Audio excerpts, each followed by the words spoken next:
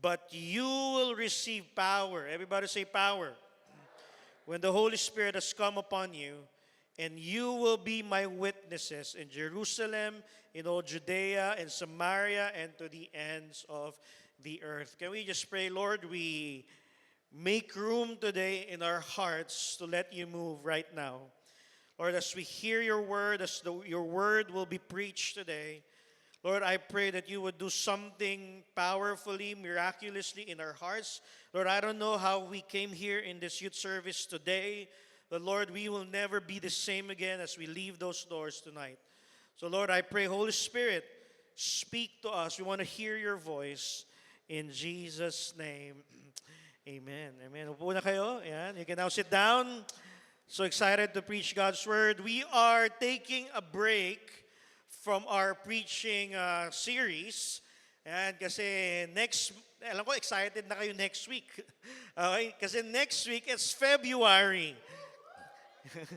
Kunyari pa eh. Iba, kunyari pa eh. Parang, nga eh. Tinatago. Sino dito may katabi kang mukhang excited na next week? Siyempre, hindi nyo aaminin, no? Parang, diba? Excitement ko, tagon-tago eh, di ba?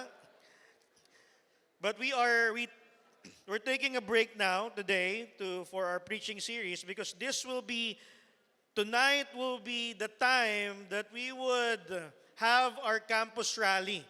Ibig sabihin, we will go back, we will remind ourselves again of the vision of God that has placed in our hearts, that God has placed in our hearts. And that is to reach our campus, to own our campus, to disciple our classmates, our friends, to advance the kingdom of God wherever we are. So we're going to remind ourselves about that today. Pero alam ko lahat tayo, di ba? Again, tinan mo yung katabi mo, mukha bang on fire na, talagang gigil na. Hindi ko alam kung saan. Gigil naman kumain ng dinner, gutom na, no? Pero sino dito yung katabi mo, gigil na siyang gawin yung will ni Lord. Di ba? Yung gusto niya na, ano ba Lord? Anong gagawin ko Lord?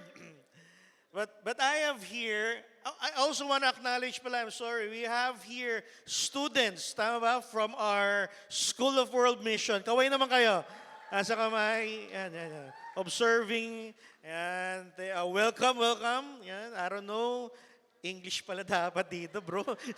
International ba? International? Okay, just my English is good for 5 minutes. Okay, so just translate, okay?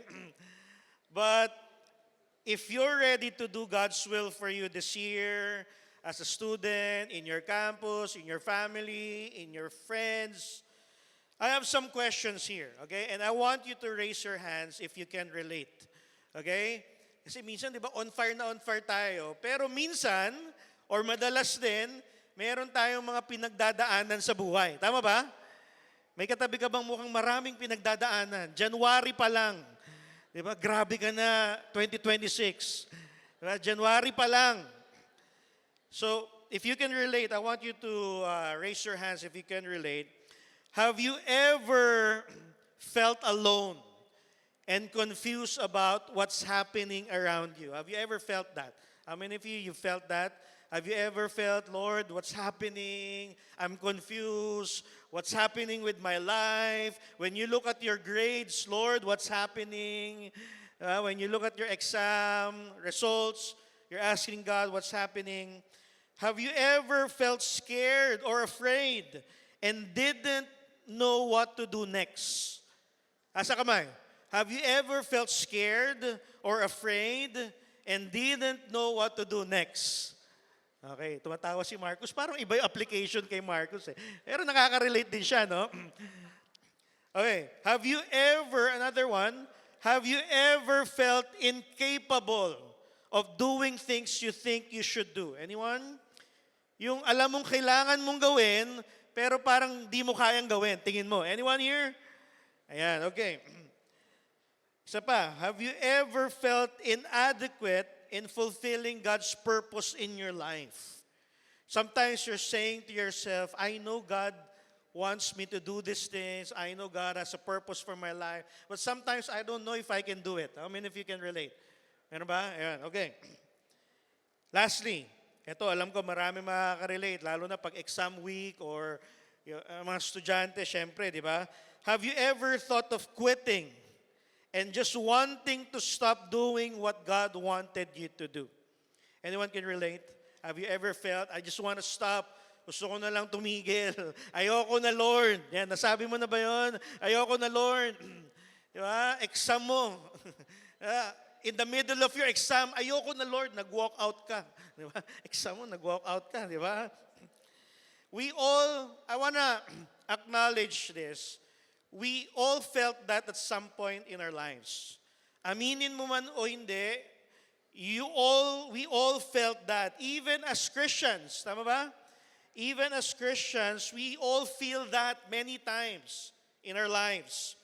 And even as students, I know you all felt that many times. You're scared.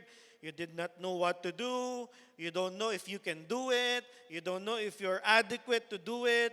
You just want to stop and quit. All of us, Christians, students, or kung anumang status mo sa buhay, we all wanted to quit. We all wanted to stop. We all felt hopeless. We all felt helpless. We all felt inadequate at some point in our lives. The good news is, you're in good company. You know why? When you read the Bible, there were many people that felt the same things. Ang dami, sangkatutak sa Bible, ang storya ng mga taong naramdaman din nila yon. Yung akala nila, ang galing-galing nila, okay naman sila sa panlabas, pero dumating sila sa point ng buhay nila, great man of God, ang tindi kay Lord, prophet ni Lord, apostle ni Lord, missionary ni Lord. But there was a point in their life that they felt scared, they felt that they cannot do what God wants, they felt they were ready to quit, and they just wanted to stop. Actually, wag na tayong lumayo. In Acts 1, if you would read Acts 1, the start of this wonderful book of Acts, nandun yung story ng mga disciples ni Jesus. Yung disciples ni Jesus, si Peter, di ba? Napakantinding leader. A great man of God. Peter was a great leader, bold, courageous leader. Si John was a very courageous leader, so intimate with his friendship with Jesus Christ. And a lot of disciples in Acts chapter 1, we would see that they all felt scared.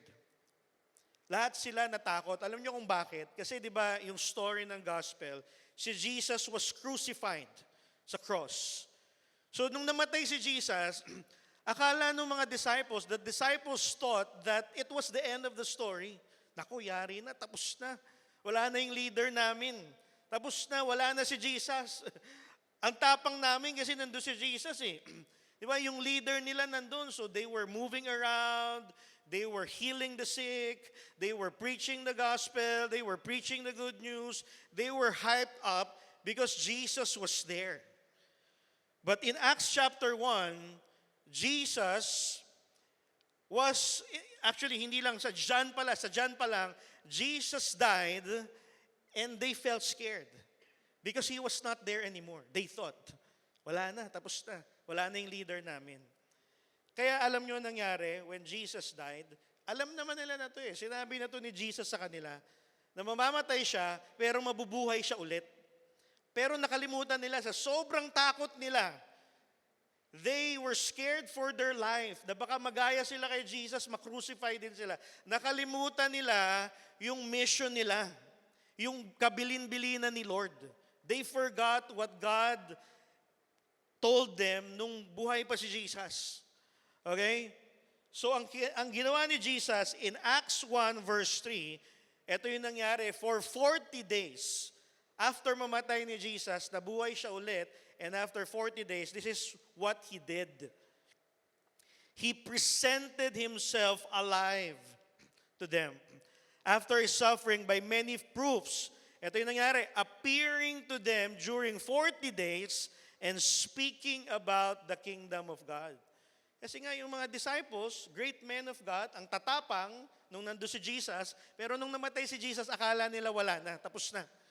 So ang kinailangan gawin ni Jesus, He came alive again, of course, and He appeared to the disciples 40 days, trying to convince them, uy, buhay ako, eto ako, buhay ako. Di ba, ito nga yung mission natin. Ito yung buhay ako, nandito pa rin ako, at yung kingdom ni Lord, nandito pa din. Jesus needed to remind the disciples that this is the mission. He needed to appear to them and show to them that He was alive and the mission was not dead. It's alive. There is still a mission. Hindi pa tapos yung story. Hindi pa tapos yung kingdom ni God. So He needed to remind them that this is the mission. Ito yung sabi ko, di ba? Namatay ako saglit, pero nabuhay na ako ulit. That's the story. And sabi dito, in Acts 1 verse 4 to 8, sabi nila dito, and while staying with them, He ordered them not to depart from Jerusalem, but to wait for the promise of the Father, which He said, you heard from me. So takot na takot yung mga disciples, nagpakita si Jesus, tapos sabi ni Jesus, buhay ako, ito ako. May mission pa tayo, tuloy natin. Okay? May kingdom si Lord, buhay pa din. Tapos sabi ni Jesus, interestingly, in verse 4, He ordered them not to depart to Jerusalem. That's a very important scenario. You know why? Kasi, nung namatay si Jesus, nagtakbuhan outside Jerusalem. Yung mga disciples, nagkanya-kanyang tago. Nagtago sila, yung iba sa kanila, bumalik sa dati nilang career. Diba? Si Peter, he went back fishing. They were outside Jerusalem. Eh sabi ni Lord, yung gospel, yung kingdom niya, magsisimula sa Jerusalem. Okay? They needed to stay in Jerusalem. But the disciples were scared to death. So they went outside Jerusalem. So nung pagbalik nila sa Jerusalem, nagpakita si Jesus, and sabi ni Jesus, to stay. Everybody say, stay. Sabi ni Jesus, wait for the promise of the Father. May darating na matindi. May mangyayaring matindi. I want you to stay. Huwag na kayong aalis. Huwag na kayong lalayo. Huwag na kayong magtatago. Huwag na kayong tatakbo. Sabi ni Jesus, nandito na ako. Sometimes, di ba? When God tells us to do something, katulad nung binanggit ko kanina, it's hard. Di ba? Sometimes, alam mo, may mission si Lord sa buhay mo as a student. God has a purpose for you while you're in that campus. God has a purpose for you while you have friends that you have right now. God has a purpose for you while you're in the family that you are in right now. May purpose si Lord. May mission si Lord. But sometimes we're scared. Sometimes we feel like we can't do it. But if there's any word of God from this scenario is, God is telling us to stay and wait. God is telling us to keep doing what He has called us to do. Like the disciples, they forgot, ito nga pala yung mission ko.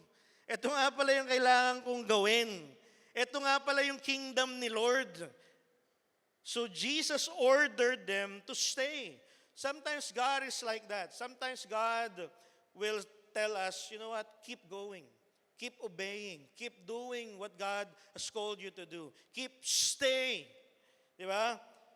Sometimes we are tempted to conform sa mga bagay sa campus natin. Di ba? Ang word ni Lord, to stay and obey and don't cheat in your exams. Yan, di ba? Naalala ko, nung estudyante ako, isa sa mga bagong Kristiyano lang ako, student, maliit pala ako nung mga ganyan pala akong kalit noon. Isa sa mga tinest sa akin ni Lord, yung hindi mangopya sa exam. Kasi dati, nung di pa ako Kristiyano, ako ang pasimuno sa kopyahan sa exam. May mga ganun ba?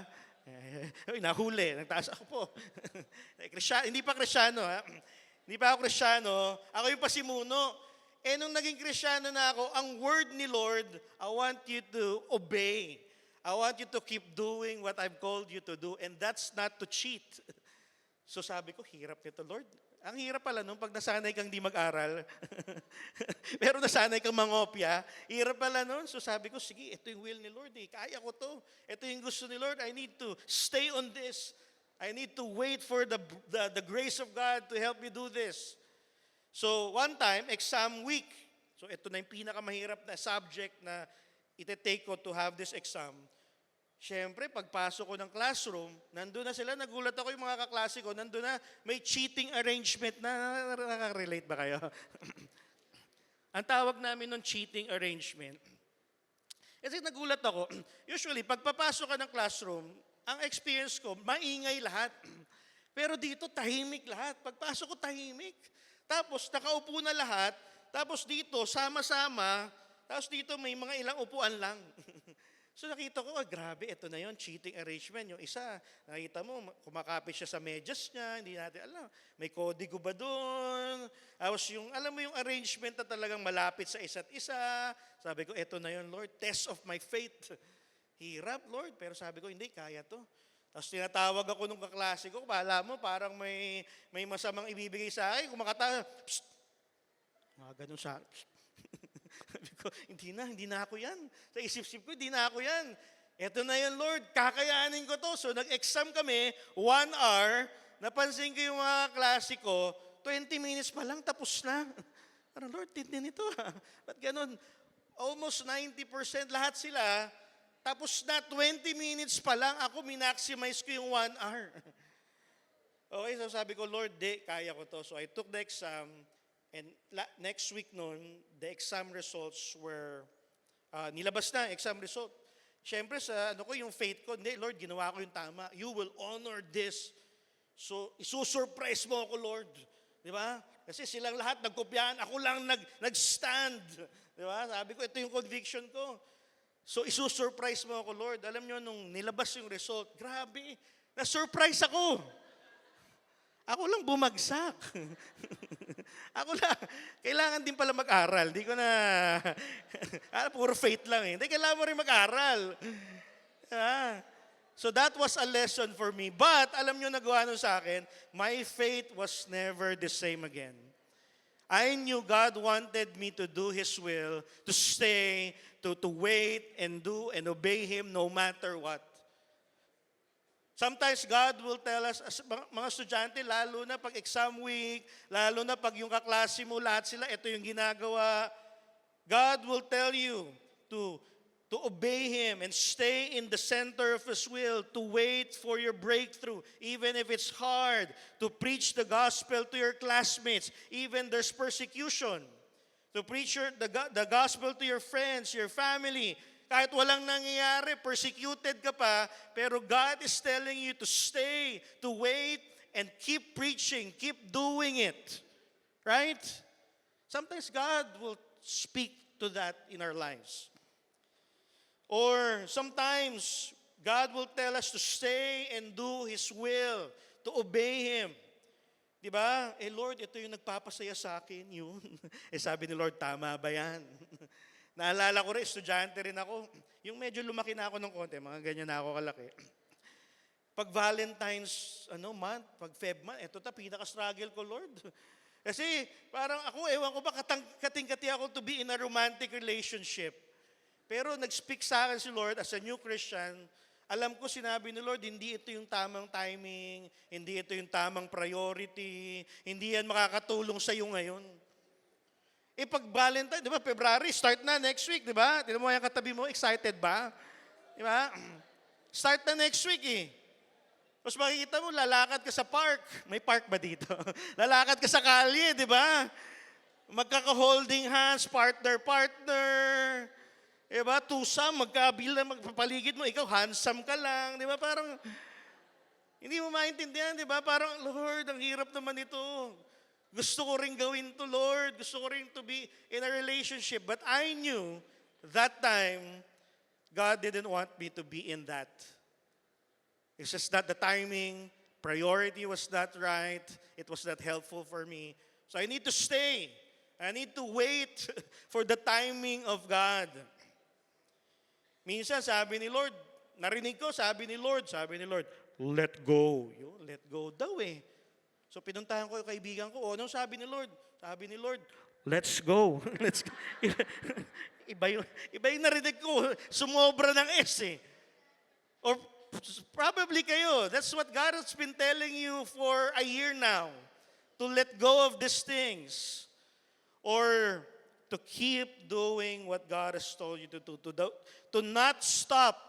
Do not stop. Sabi mo sa katabi mo, do not stop doing what God has told you to do. Sabi ni Lord sa disciples, stay, wait, magpatuloy kayo. Ito, Jerusalem tayo. Intayin kayo, mag-obey kayo. But again, the question is, how is it possible to keep doing what God wants, especially when it's hard and difficult to do? How? Hirap, pastor, ang hirap. Nakita ko yung mga nangyayari sa paligid ko, mga kaibigan ko, hirap, the situations around me, circumstances around me, ang hirap gawin yung pinapagawa ni Lord. But Jesus wanted them to know that there is someone. The reason why Jesus wanted them to stay, because Jesus was about to do something. They were about to receive something. They were about to experience something in their life. And Jesus wanted them to know that someone will be their source of their help. When it's hard, there will be someone who was the source of their help. There was someone that Jesus was talking about, someone who can make them unstoppable. Yan, sabihin nyo nga, unstoppable. Di ka mapipigilan. Pag sinabi ni Lord, gawin mo to, you cannot be stopped. Won't stop, can't stop. God wanted them to know that there is someone who will empower them, help them, give them the power to keep going, keep doing, even when they're afraid, even when it's difficult, even when it's impossible to do the will of God. Unstoppable. So ano ba to? Sino ba to? So sabi ni Jesus, next verse 5, for John baptized with water. Pero sabi ni Jesus, eto yun. Takot ka? Hindi mo alam kung paano mo gagawin yung pinapagawa ni Lord sa campus mo, pamilya mo, sa friends mo. But you will be baptized with the Holy Spirit. Everybody say, Holy Spirit. This is it. Sabi ni Lord, you will be baptized with the Holy Spirit not many days from now. So I want you to stay. I want you to wait. I want you to obey me. I want you to listen to me. Medyo hindi nila pinansin yun. Sabi ni Lord, eto na, matindi to, Holy Spirit. Eto yung source ng power. Pero alam nyo, sa sobrang, I don't know what's going on in the mind of the disciples. Pero medyo hindi nila pinansin. Sabi nila, so when, Lord? Sabi niya, so when they had come together, they asked him, Lord, will you at this time restore the kingdom of Israel, to Israel? Sabi ni Lord, hindi, ito Holy Spirit, kaya nyo to. Kaya nyong i-advance. Kaya nyong gawin yung mission. May Holy Spirit na tayo. So sabi ng mga disciples, Lord, ikaw na lang. Lord, will you do this? Lord, kailan mo sisimulan? Lord, i-advance mo yung kingdom. Ano tawag sa Tagalog? Atakihin na natin yung... Tagalog ba yun? English pa rin yun. Salakayin na natin yung Israel, yung mga Roman, Jewish soldiers. Let's take them. Invade them. Will you, Lord, do this for us? Ikaw na to, Lord. Yes, buhay ka na ulit. So sabi ni Lord, you can do this. The Holy Spirit will come. I want you to wait. I don't want you to stop. I don't want you to quit. Sabi ng mga disciples ni Lord, will you do this?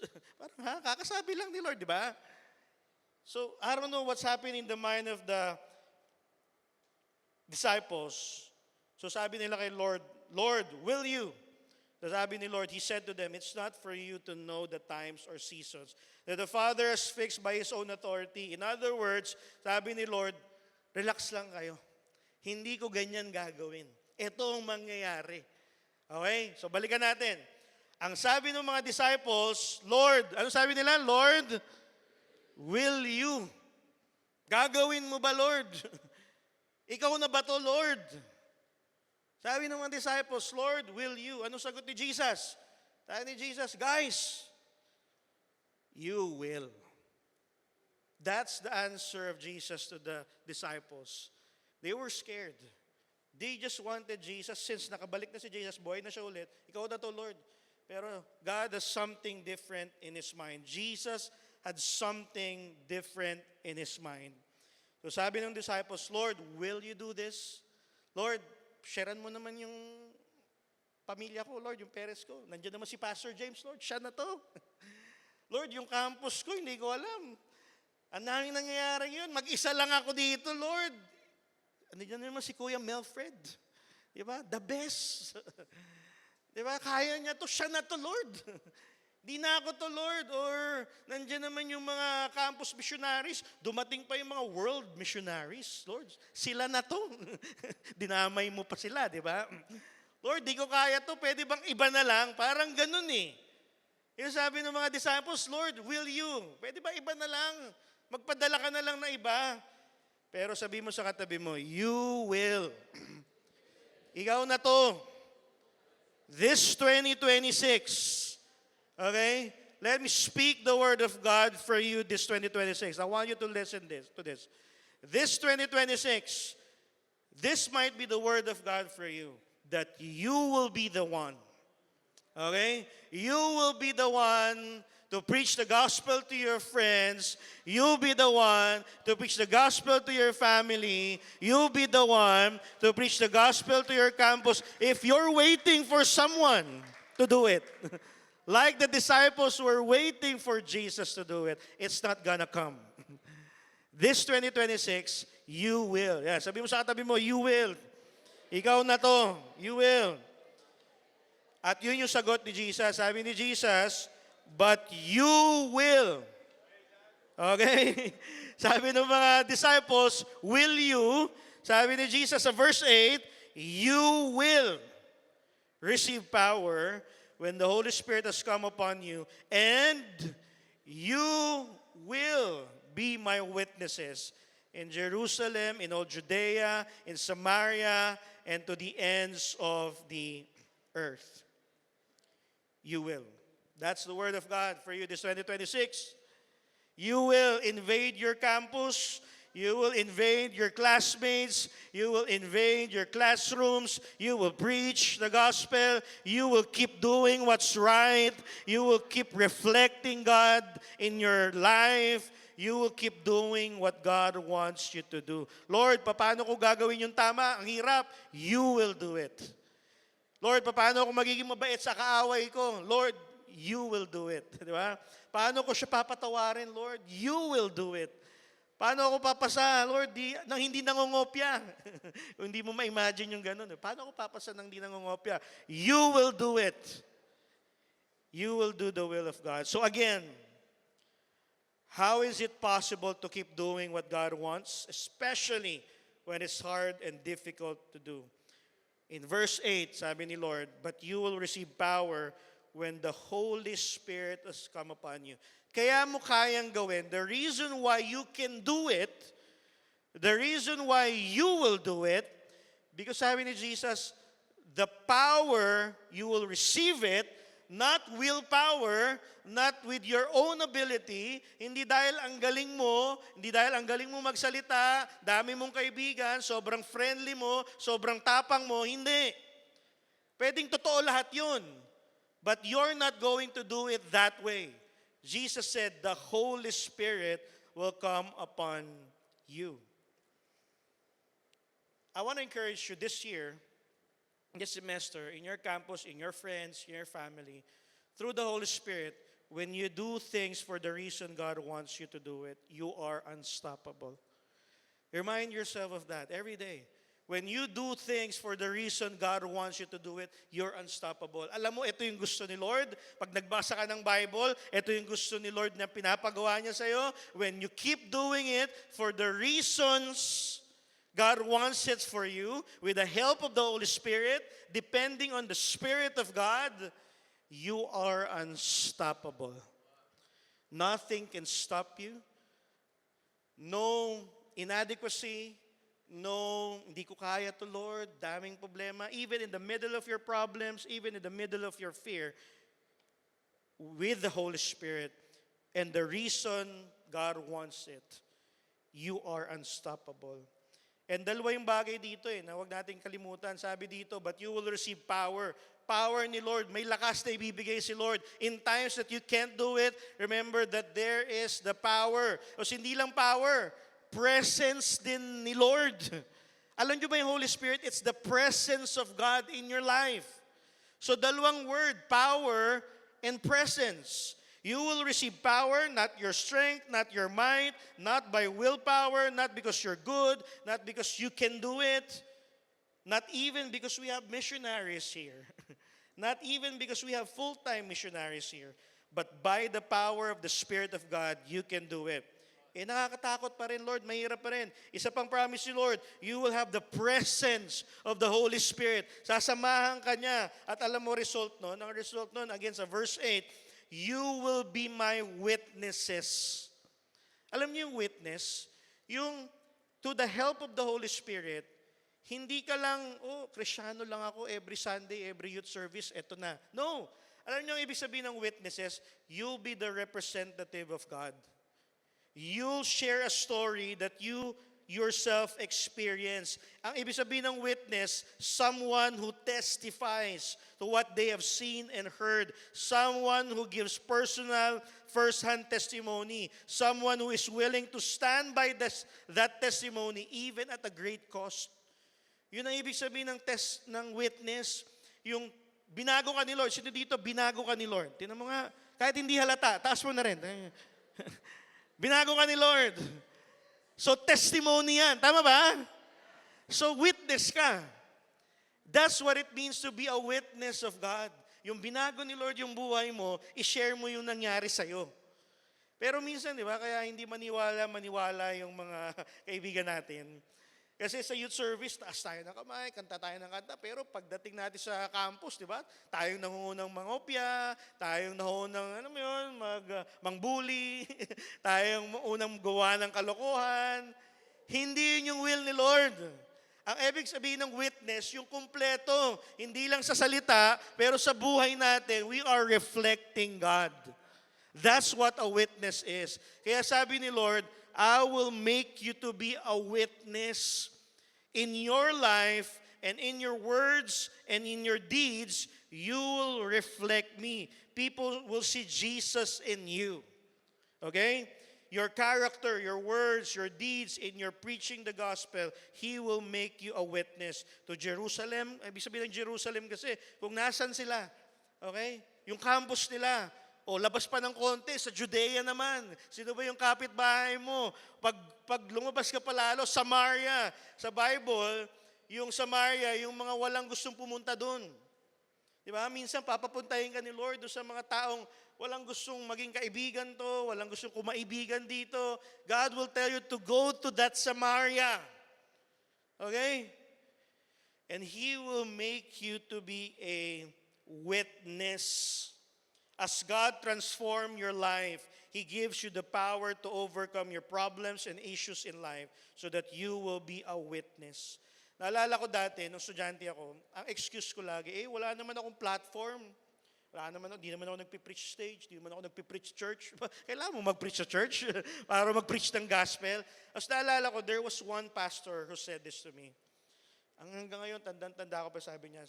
Ang lagi ko sa excuse, di man ako magaling magsalita sa stage, wala akong platform, di ako influential. And you know what he said to me? That I can still remember today. He said to me as a student, you don't need a special stage to preach the gospel and reflect God. Your life and your campus is your stage. You don't need this special stage. There will be no special stage. Some of you probably will speak on stages, literally, preach the gospel to hundreds, thousands.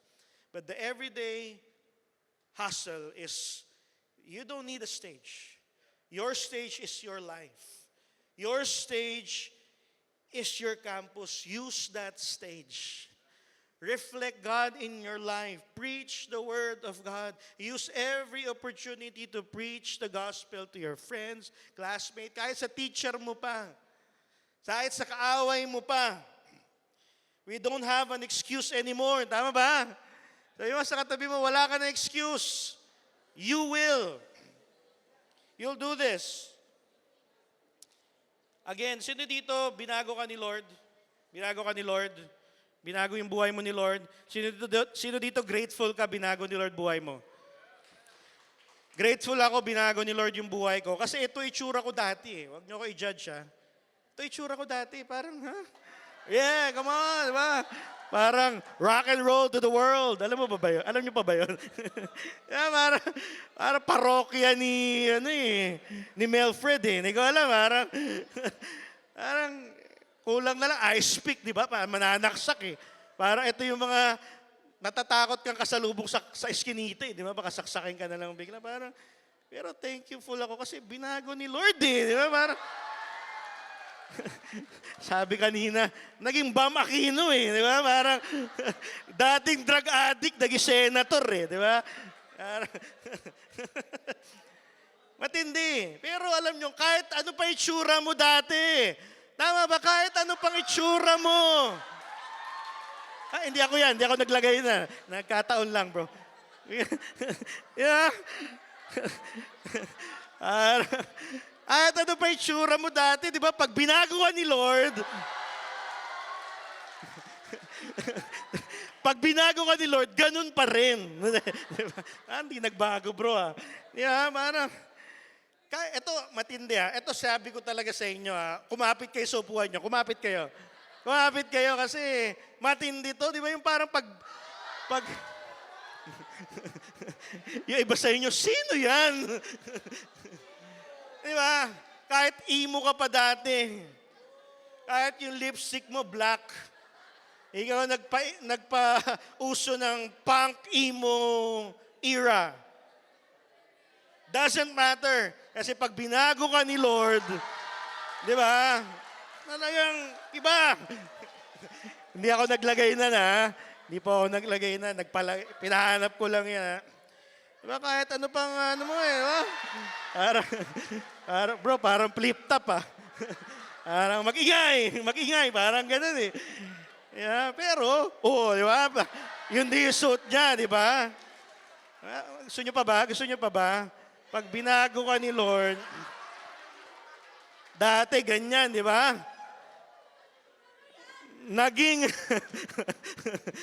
Naging worship leader. Who would have thought? Eto ka dati, pero pag binago ka ni Lord, there's no telling what God can do in your life. Di pa tapos, di ba? Yung tambay ka lang sa kanto, pero eto ka na ngayon. Tama na to. End na tayo. Sige. As I end, may I call the music team. Pero babaguhin ka ni Lord. Yun lang yung point ko. Di ba? No matter what your past is, God can change your life. Do you believe that? That no matter what your past is, no matter what your struggle tendencies are, you will do the purpose of God for your life. I want to end with this story. I remember this story. Kilala nyo si Steve Jobs? The maker of Apple, the products that we enjoy now. I remember when he was trying to recruit someone, si Steve Jobs, nagsisimula pa lang yung Apple company. Tapos, may tinatry siyang i-recruit, si John Sculley. Si John Sculley, bigating tao na to, vice president na sa isang sikat na company. Ang pangalan ng company, Pepsi Cola. I don't know if you're a bit young, okay, hindi ko alam kung alam nyo pa to. Pero yung Pepsi Cola, during that time, sobrang sikat na sikat. Masikat pa siya sa Coca-Cola. Tapos si John Sculley, siya yung vice president in this company. So, alam ni Steve Jobs, sobrang galing nito ni John. So, he was trying to recruit John Sculley. Alam nyo, sabi ni Steve Jobs, he was trying to convince John Sculley, sikat na siya, taas na ng posisyon niya, laki na ng sweldo niya. But he was trying to recruit John Sculley. At alam nyo anong sabi ni Steve Jobs? Ito yung company niya during that time. Ito. Yung Pepsi Cola, ito. But he convinced John Scully. Alam mo, sabi niya, I like what he said. Because this is what he said. Sabi niya kay John Scully, do you want to spend the rest of your life selling sugared water? Or do you want a chance to change the world? That's what he said. Diba, tapang, di ba? Sabi niya, gusto mo ba forever ka na lang magbenta ng pinatamis na tubig? Sige, kung gusto mo yan. But I want you to join me, sabi ni Steve Jobs, because I want to give you a chance. So audacious. Ang tapang, so courageous when he said this. Sabi niya, I want to give you a chance to change the world. And every time I hear this story, lagi akong medyo, alam mo yung naiinis, yung parang, grabe, Steve Jobs, yung Apple niya, how dare him say that? Eh yung Apple mo, yung iPhone mo, 5 years, 10 years, wala na yan eh. So every time I hear this story, how dare, lagi kong nafe-feel, how dare Steve Jobs say that crazy thing, that he could change the world with his gadgets. Eh temporary lang yung mga bagay na yan. Tapos ako naisip ko, paano na tayo bilang Kristiyano? We have the gospel in our hands. We have the chance to advance the kingdom of God. Si Steve Jobs, iPhone lang yan. But we have the greatest story to tell. We have the good news to tell. We have a gospel that will change people's lives. So ang tanong ko, kung si Steve Jobs kaya niyang sabihin na he will change the world, tayo ba? Kaya ba nating sabihin yun? Do we have the audacity to believe that the gospel of Jesus is powerful enough to change the campus and change the world? Do we believe that this year in your campus? Do we believe that the gospel, the good news, the greatest story ever told is powerful enough to change the campus and change the world? Alam mo, sabi ni Steve Jobs, isa pa sabi niya, because the people who are crazy enough to think they can change the world are the ones who do. So that's what we want to believe this year. Tama ba? Can we all stand? That's what we want to believe this year. Tignan mo nga yung katabi mo, is he or she crazy enough to think that he can change the campus and change the world? As you go back to your campus, makakita mo yung mga kaibigan mo, kaklase mo, blockmates mo, teacher mo. They felt hopeless, they feel scared, they feel without purpose. So can you close your eyes, please? Just close your eyes for a moment. What is God wanting you to do this year?